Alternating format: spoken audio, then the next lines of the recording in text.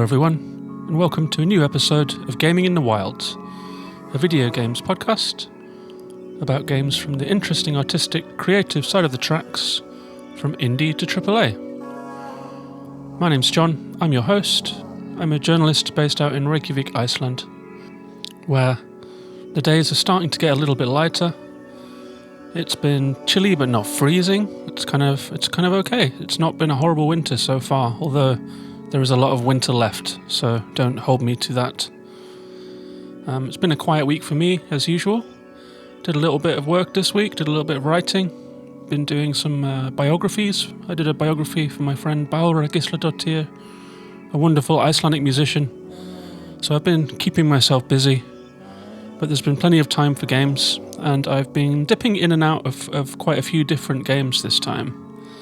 I actually realised this week that I have an active Apple Arcade subscription. I thought that I had cancelled it. It turns out it's just been ticking over, unused for the last few months, which I guess is part of the trick of these subscription services. Although I did go into my PlayStation and realise it was time to re-up my PlayStation Now and PlayStation Plus subscriptions so I could keep access to those. But having an Apple Arcade subscription, it made me dip into iPhone games a little, in a way that I haven't for a while, since last year probably. And I found a couple really good ones. I found a game that I had half played and really enjoyed, but then forgotten about. It's not on Apple Arcade, it's just an iOS game called Linelight, where you control a short line, and it's a puzzle game. Really nice, ambient music, black background, and then these kind of light rails that you look down onto, and you have to maneuver your little line of light through mazes and switches and trigger different rails to come into operation. And it requires a bit of lateral thinking, a little bit of timing. It's really mellow. There's not a huge amount to say on it. I was thinking that it's one of those games that's kind of in the time waster bracket, like something that you just pick up and play, but this one is quite elegant. It's elegant in design, and it has a really nice aesthetic, so I think it's worth mentioning here if you would like a kind of a bedtime game or something that you can dip into and dip out of without any forgetting the controls or any hassle or stress or anything like that. Linelight is really nice. I also played Reigns, as in a monarch reigns, R-E-I-G-N-S, which is like a highly rated game based on the kind of the Tinder interface.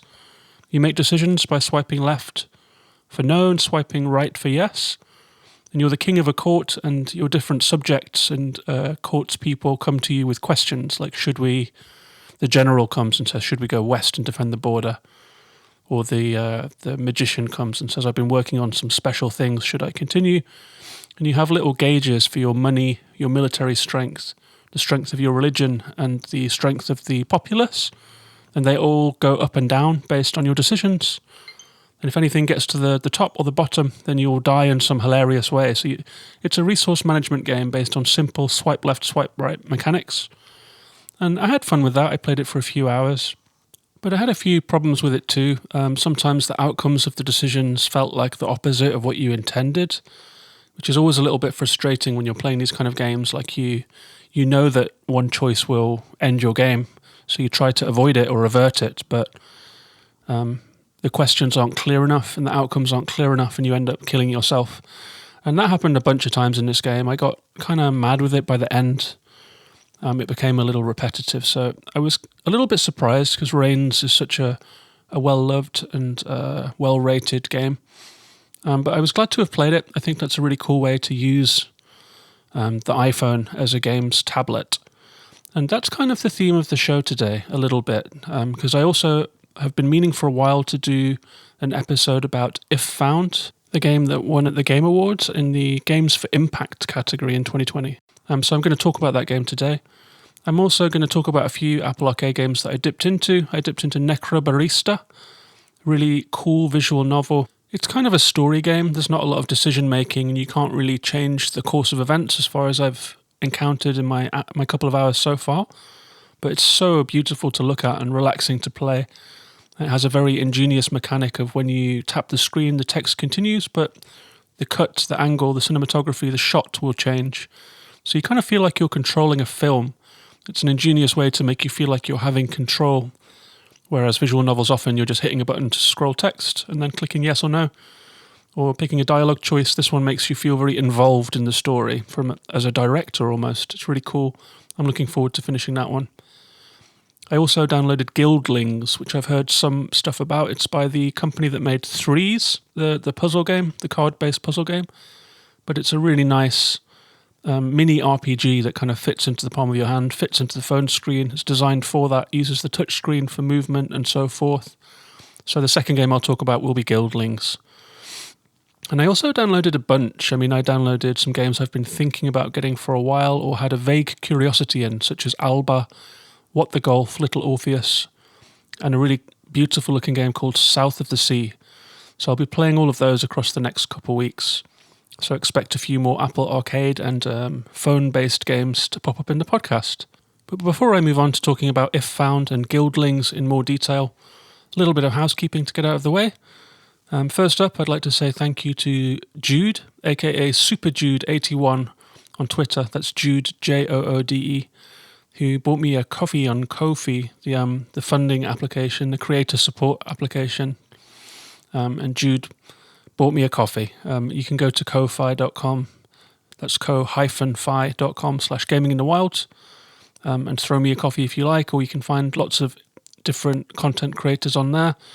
I'm also on Patreon. This show has a Patreon. It's listener supported, so anytime that I'm looking at upgrading my equipment to make the show sound better or to pick up games to talk about, I would really like it if the show would kind of break even, I'm not making the show for the money, but it would be really great if the show was self-funding. So if you're a regular listener, or if you're listening for the first time today and you like what you hear, you can go to patreon.com/gaminginthewilds, and you can join up for $1, $3, or $5 a month, or whatever your local currency is, and support the show that way with a few extra benefits, such as extra episodes, an invite to our Discord community, where listeners of the show and friends chat about what we're playing, and weekly sale picks. If you haven't got an awful lot of time to stay on top of what's on sale, I think this has come in really handy for some people to just see some games that are Gaming in the Wild feature titles that are available for just a couple of pounds. So I imagine that if you're someone that likes to shop digitally on sales, you'll make back that membership in no time. That's patreon.com/gaminginthewilds. And I'll put a link in the show notes for my Ko-fi and for my Patreon if you're interested in that. I'd also like to mention that my friend Adam, the editor of Switch Indie Fix, has been working on a game called Red Colony. It's really exciting to kind of see that Adam has gone from being a kind of a voluntary editor of the Switch Indie Fix website and picked up a job in gaming. I think it's his first. And he's promoting Red Colony, which is available on Switch and on, I believe, Steam and some other platforms. Adam has sent me a code for Red Colony, so I'm going to try that out across the next month and see what it's like, see if I can get into it. But I'm kind of proud of Adam for getting that job. And the game has had some nice notices and good reviews so far. So I thought I'd give it a little shout out here, say well done, Adam, and say that I hope Red Colony does really well and that I'm looking forward to playing it. And with that housekeeping out of the way, let's move on and talk about the 2020 Game Awards winner, If Found.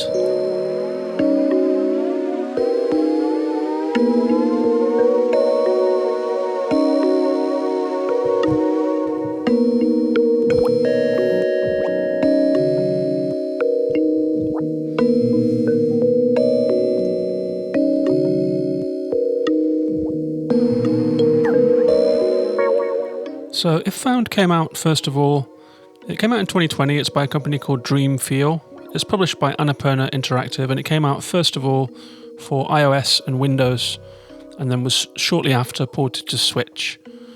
It's one of those games that I think it's under £10 on everything. It's a 2-hour visual novel made by a small team headed up by Laura McGee. The unique point of this game is that you use the touch screen. I think if you play it on a Mac, you can also use the touchpad, but it's most suited to touchscreen formats. So it's probably very well at home on an iPad, on an iPhone, although I imagine that because there is so much text, you're going to want a fairly decent-sized screen. I played it on the Switch, and it played very well there. The central mechanic revolves around, as I was saying with Necrobarista, it's an interesting way to use the format. In this game, you see a notebook, an open notebook with many words and drawings and sketches all scrubbed out and scratched out. And with your finger, you touch the screen and you rub away anything that is obscuring the text. You can then read this kind of diary-ish story, and then you swipe the finger again to erase the text and to move on to the next section of the diary. And it's a really beautifully tactile way to move through a story. Again, it kind of sidesteps that visual novel problem of just clicking through text, which is something of a hazard of the genre. But the story itself is every bit as worthwhile as that mechanic. It's a really nice meshing of aesthetic, of hand-drawn graphics, of really nicely constructed, really nicely softly animated graphics, really mellow music, as you can hear. I would name all the composers, but it's a various artists' soundtrack with 5 or 6 different people on it. I've actually been listening to it outside the game. It's really lovely. It's in that genre of music that I really enjoy, by people like Susumu Yokota and some of Square Pusher's more relaxed moments. Nice ambient soundtrack. But the story takes place in 1993 in rural Ireland, on an island called Askill Island. And it's the story of Casio, someone who has gone away to study, got a master's degree, and then come back to the religious, conservative, rural Irish community that she grew up in. And she meets her family, she meets her old friends and some new ones. And she goes through kind of a formative experience. This spoke to me personally as someone that went off to the grand adventure of art school and met an awful lot of people, kind of found out an awful lot of things about myself, and kind of became the person that I am today during that time. And then was at some point, because when you come out of the other side of a course, you're a little lost. You don't really have money or a job or independence as yet, so you do have to go back to your kind of roots for a while. And that can be very jarring, generally. In the case of Casio, it's particularly jarring because Casio is a trans woman, and that's not something that the people of her community and her family really understand. And so what we get in this really well-written, really poignant, really personal game is the experience that Casio has asserting her identity and trying to juggle the difficulties of that. And the way that those experiences are told is really great, actually. I don't want to give away too many story spoilers in the game because I do recommend this one, especially at the price point that it's at. And if you're on a Switch or an iPad, I think it's a particularly strong recommendation for anyone that has an interest in mobile gaming and visual novels. But I mean, there are points at which she will, for example, go to a concert of some friends. She makes some friends. An old friend called Colum, who has a boyfriend called Jack, and a friend called Chance, who's a main character. And she befriends them, and they're in a band called Banshee, like kind of a punk band. And there's a point at which Casio goes along to one of their concerts, and it's really well represented in the story, like the way that the screen shakes, the way that the pace picks up. You get this kind of movement from standing in a crowd at a gig, not something that Casio is particularly familiar with, and you really get this sense of like a building kind of joy to be out sort of at a concert with friends playing amongst a group of people where she's just accepted for who she is, and you get this very kind of liberated sense of what that feels like. And that's something that this game is very good at. It's taking you through disparate experiences, sometimes difficult experiences, but really getting through how those experiences feel, how it feels to go through them as Casio. And so it has a rare emotional resonance to it that I really respect, and a really well-told tale. Also, it's very true to the location. If you're someone who likes a game to have a sense of place, this game is very much located in Ireland, like the slang that they use, and the Irish language with all of its difficult pronunciations for those of us who aren't from there.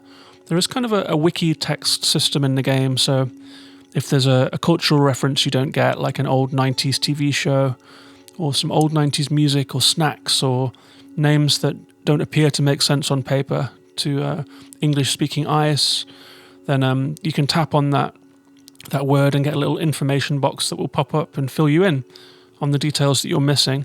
So it really does feel like a good piece of kind of cultural representation as well. So you learn a little bit about Ireland, you learn a little bit about these conservative rural communities, you learn a little bit about the language and the cultural landscape of the 90s, as well as Casio's experience. So it does feel very complete in that way. There are also some other segments that happen in Casio's imagination that are really pleasing interludes that are really good fun to play. So yeah, if found, it doesn't cost an awful lot of money. It's 2 hours of time. It's the kind of game that you could play. Say you want to watch a movie, you could just pick this game instead. Or, it's like one of those rainy Sunday afternoon games. You can just curl up on a couch with a hot drink, play through If Found. It's the perfect kind of game to have in your Switch for when that moment arises. That's If Found.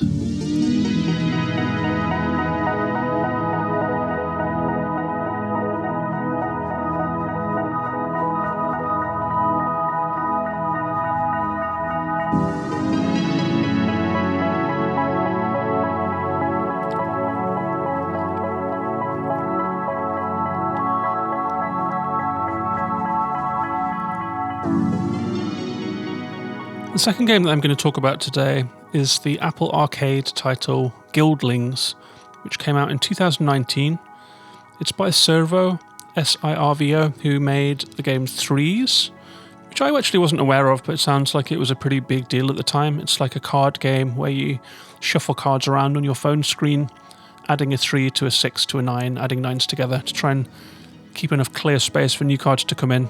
Kind of fun, kind of addictive. Low pressure, low commitment, just fun phone game. But apparently it was quite extensively copied, and there are many, many versions of it that just stole that central mechanic, added some cats onto it or whatever, and then re-released it. I read an interview with the designer of this game who said that he met the guy who made Tetris once at some kind of event, and the guy said, I really like Cat 3s. And he was forced to say, I didn't make Cat 3s. Cat 3s is one of the knockoffs, one of the many knockoffs. And he apparently sat up nights trying to file takedowns on clones of his game. Sounds pretty stressful. So the second game that he made, he decided to do something less easy to copy. Kept it very close to his chest for a long time, but it turned out to be Guildlings, and it is a simple, enjoyable mini RPG that all happens within the screen of your phone. You can tap on the screen to move. You can hold and drag to move your character in real time. Doesn't have a virtual joypad, which I'm very happy about. I hate those things. I always end up with my finger on the wrong part of the screen. It's without the tactile feedback. The joypad doesn't really work. You end up sliding your finger all over the screen and miscontrolling what's going on, if you're me at least. So the controls work nicely. It also has a kind of a point and click element by necessity, but everything that you can interact with is clearly marked. So there's none of that kind of missing something that you should have seen. Everything that you can interact with gets a little icon, so you're very sure about what you should be doing. It's got an interesting little story, which relates to the phone format actually. You play as Coda, a girl who lives on an island in a lighthouse with her dad and sister. She used to live on the mainland where she had a bunch of friends who used to play at being guildlings, that is, adventurers that carry out quests and get into scrapes and learn magic and things like that. But one day she finds a tome, and a tome is the device, much like a phone, but with an AI inside of it, and it allows you to form a guild. But what she doesn't realise is that in the terms and the conditions of starting a guild, it means that she is personally immobilised and trapped inside of force fields. So her sister Sybil takes it upon herself to become the first guild member, and she travels to the mainland to try and figure out what's going on. Coda is able to travel with her, in the sense of a wisp. So it's like a little cluster of stars that look a little bit like the twinkle emoji. And so Coda floats around with her sister Sib. Dialogue comes up in a kind of a cool text message format. Very familiar, very easy, very fun to use actually. And Sib goes over to the mainland and starts a guild. She gathers some more guildlings, gets the old gang back together. That is a really entertaining character called Chizaz, who's very high energy, hyper kind of kid, really nerdy. All of his messages are mistyped from typing too fast. And Gwyn and Palance, and each of them has different abilities. Chizaz can rush up surfaces to pull down ladders. Gwyn and Palance can use a shield, and Sybil. And there's also a character called Prisma, who has an ability to light lamps and that sort of thing, and Sybil has special abilities too. There is turn-based combat, but it's non-violent combat. So as you're wandering this world, tapping the screen, picking up objects, trying to solve little environmental puzzles, and just enjoying the story, really enjoyable, really light game. You will get into turn-based combat, but non-violent, so you use abilities such as if you get hit by a crab on a beach, for example, you can recharge yourself. You can use a shield to reduce damage. All of the characters have a mood, which goes from sleeping up to bored to angry to neutral, calm, which is a desirable mood, to hyper, to a sort of sunglasses mood. I'm not sure what that is. Just a splendid mood, let's call it. So the top mood would be the splendid mood. And they can carry out different attacks based on their mood. There are items that you pick up, such as fizzy pop, soda, and crisps and nachos and things like that, and they will buff your mood. Your characters need to be in certain moods to carry out their special abilities. So you're managing a party, you're managing their moods, you're managing your little stock of buff items and pickups. There is a currency in the game. And you move through this very cute, fantastical world. It's not like a real world, it's like a spin on the world that we know. There's lots of magical goings on. There is a larger story of islands, chunks of land floating up into the sky, and no one knows quite why. As you form your guild, you have to go into the guild temple, find your way inside of there, and do some trials and things like that. But it's all very kind of childlike. It reminds me a little bit in atmosphere of Link's Awakening or A Link to the Past. It's like games where Link is a child, and so people speak to him as if he's a child. It's all very innocent, and there are games and kind of quite zippy, kind of funny dialogue. It's all very harmless and low stakes. There is one point at which you have to fight off a bunch of bad kids who want to beat you up for being tryhards. And when you win that battle, your tome gives you a little pep talk and says, "You've overcome insurmountable odds and seen off a bunch of small children." And so it's a really low stakes game, but I get the feeling that as I move through it, there will be a kind of a quest, to solve the larger goings on in the world. But as it stands, Guildlings is just a really fun, really light phone screen RPG with these little strategy elements. The dialogue is hilarious. The graphics are very charming. Great soundtrack. Really enjoyable game. I've been a little glued to it. I'm starting to wish, because I got a new iPhone recently, and I got the SE, which is like the guts of an iPhone 12, so quite powerful, but small, like an iPhone 7. And so the screen isn't massive. I kind of wish that I had gone for a larger screened phone if I'm going to be gaming on it. But maybe, just maybe, this year I'll pick up an iPad mini or something like that, like a bigger surface that I can use for gaming and as a small laptop with one of those keypads and stuff. As my Mac is getting quite old as well, I could use a better Apple device with a bigger screen. So Guildlings, I played it on my little iPhone, played very nicely. I believe that you can also use a controller with it, in which case the game tilts so you can play it horizontally. If you're playing it on a phone with just your finger, it's in vertical format. But tilting it horizontally and playing it with a joypad would probably make it a little easier and slicker to control, actually. But I'm very happy with the experience that I've had so far. That's Guildlings.